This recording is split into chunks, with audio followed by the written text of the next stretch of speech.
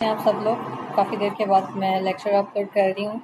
अब जो आगे जो हम काम लेके चलेंगे वो ये है कि हमने वेबसाइट जो है एक proper website A to Z बनानी है कि एक वेबसाइट जब हमें उसका डिज़ाइन मिलता है तो हमने उसको कैसे इम्प्लीमेंट करना है। ठीक है, ये डिज़ाइन है हमारे पास। ठीक है जी, ये अब जो पूरा प्रॉपर एक वेबसाइट का डिज़ाइन जो एक वेबसाइट का होम पेज है वो हम लोगों ने क्रिएट करना है। और हम लोगों ने वर्डप्रेस पे जैसे आप लोग काम कर रहे हैं, आप लोगों को पता है कि हम लोग सेलिएंट थीम यूज़ कर रहे हैं, तो हम लोग सेलिएंट थीम को ही यूज़ करेंगे और सेलिएंट थीम को यूज़ करते हुए हम ये पूरा एक डिज़ाइन बनाएंगे। ठीक है, अब ये डिज़ाइन हम कैसे बनाएंगे वो हम देखेंगे इस वीडियो में। सबसे पहले मैं आपको सेक्शंस के नाम बता दूं। हमारे पास ये जो बिल्कुल टॉप पे एक बार आ रही है ब्लू कलर की, इस बार को हम लोग कहते हैं टॉप बार या फिर हम लोग इसको कहते हैं सेकेंडरी बार। आम लफ्ज़ों में हम लोग इसको टॉप बार ही कहते हैं।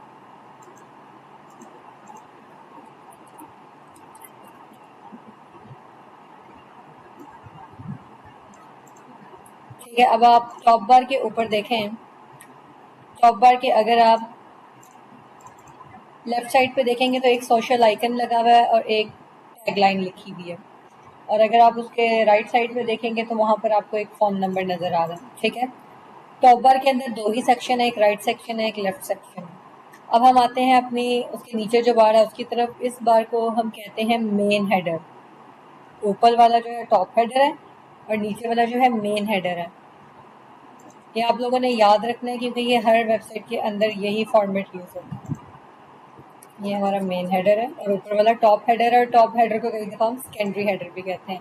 अब हमारे टॉप हेडर के भी दो ही सेक्शन है। एक सेक्शन ये है कि टॉप हेडर के अंदर आपका लोगो आता है और दूसरी चीज़ आपके टॉप हेडर के अंदर नेविगेशन आती है। या तो इसको नेविगेशन बोलते हैं या इसको मेन्यू बोलते हैं।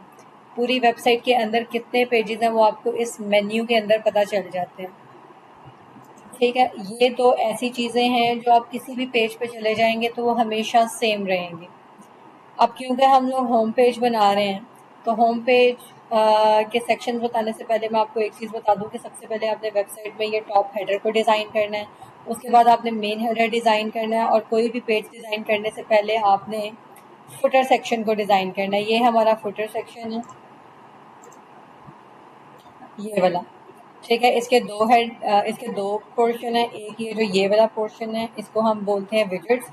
इसके अंदर 4 कॉलम डले हुए हैं। अभी इस डिज़ाइन में इसके अंदर हम 2 कॉलम्स भी डाल सकते हैं, 3 भी डाल सकते हैं, 1 भी डाल सकते हैं और चाहे तो हम इस सेक्शन को नहीं रखें, अकॉर्डिंग टू नीड हम इस सेक्शन को डालते हैं। और इसके नीचे एक और फुटर है, इसको हम बोलते हैं कॉपीराइट एरिया। इसके अंदर कॉपीराइट का लाइन डली हुई है और साथ में सोशल आइकन्स डले हुए हैं। अगर आपकी वेबसाइट के सोशल आइकन्स हैं तो आप उसे इस पोजीशन में डाल सकते हैं। ये वाला जो पूरा का पूरा एरिया है जो 2 सेक्शंस पे बेस करता है, ये हर पेज के अंदर आपको नज़र आएगा हेडर की तरह। ये फुटर का एरिया और हेडर का एरिया जो है वो हमेशा सेम रहता है किसी भी वेबसाइट के अंदर। ठीक है, तो हम सबसे पहले यही चीज़ डिज़ाइन करेंगे, हेडर और फुटर। थोड़ा सा मैं आपको बता दूं इस डिज़ाइन के बारे में। ये हमारा होम पेज है। हेडर और फुटर के अलावा इसमें क्या है, ये जो हमारा फर्स्ट सेक्शन आ रहा है जिसके अंदर आपको एक बड़ा सा बैनर नज़र आ रहा है, पीछे इमेज और उसके ऊपर हेडिंग लगी हुई है, टेक्स्ट और 2 बटन है। ये हमारे होम पेज का फर्स्ट सेक्शन है जिसमें हम मोस्टली बैनर यूज़ करते हैं। बैनर इमेज बैनर की तरह लग रहा है ये, ठीक है। या फिर हम इसके अंदर स्लाइडर यूज़ करते हैं कि आपका इमेज और आपका टेक्स्ट जो है रोटेट होता रहता है। हमेशा हमारी कोशिश होती है कि हम फर्स्ट पेज पे स्लाइडर या बैनर इमेज यूज़ करें। उसके नीचे आप सेक्शन में आते हैं तो नॉर्मली हम जो सेकंड सेक्शन होता है होम पेज का उसके अंदर अबाउट की इंफॉर्मेशन होती है। अभी ये सारा सैम्पल टेक्स्ट डला हुआ है, उसके अंदर हम बिजनेस एक इमेज डाल लेते हैं और यहाँ पे आप अपनी कोई भी टैगलाइन डाल लें या आप लिख लें अबाउट द कंपनी और short description about the company और एक बटन लगा देते हैं कि आपने अगर मोर डिटेल पढ़नी है हमारे बिजनेस के बारे में तो आप इस बटन को क्लिक करें तो आप वहाँ चले जाएंगे। थर्ड सेक्शन जो होता है हमारी कोशिश होती है कि थर्ड सेक्शन के अंदर हम अपनी सर्विसेज बयान करें। फॉर एग्जांपल मैं एक कंस्ट्रक्शन वेबसाइट बना रही हूँ तो उसके अंदर मैं क्या कहते हैं प्लम्बिंग का काम भी है, पेंटिंग का काम भी है, घर की कंस्ट्रक्शन का काम भी है, जो बिल्डिंग का काम है वो भी है। तो जो जो आप अपनी सर्विसेज हैं, जैसे अगर आप एक आईटी की कंपनी है तो आप वेब डेवलपमेंट का काम भी कर रहे हैं, डिज़ाइनिंग का भी कर रहे हैं, ग्राफिक डिज़ाइनिंग भी है, एसईओ भी है, जितनी भी आपकी सर्विसेज होती हैं वो आप थर्ड सेक्शन में लिस्ट कर सकते हैं या सेकंड सेक्शन में कर लें, लेकिन हमने थोड़ी बहुत सर्विसेज जो हैं वो